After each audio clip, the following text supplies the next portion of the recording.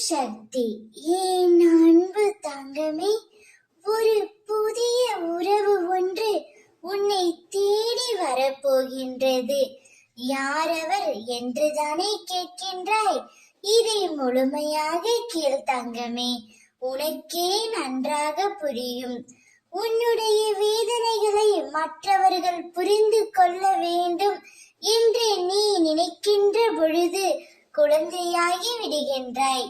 என் வேதனையை யார் புரிந்தால் என்ன, புரியாவிட்டால் என்ன, நான் அதை சுமந்து கழித்தாக வேண்டும் என்று நீ நினைக்கின்ற பொழுது குருவாகி விடுகின்றாய்.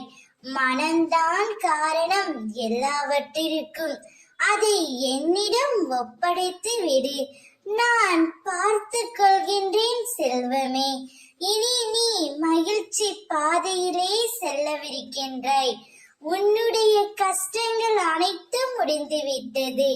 இனி நீ கொடி கட்டி பறக்க போகின்றாய். உன்னுடைய வாழ்க்கையில் உன்னை சந்திக்க நானே வரப்போகின்றேன். நான் உனக்கு ஆசீர்வாதம் வழங்க போகின்றேன். நான் வரும் தருவாயில் உனக்கு உள்ள கஷ்டங்கள் பிரச்சனைகள் அனைத்தும் விலக போகின்றது. வாழ்க்கையில் எத்தனை சோகம் வந்தாலும் எத்தனை கஷ்டம் வந்தாலும் இதுவும் கடந்து போகும் என்று நினைத்துக்கொள்.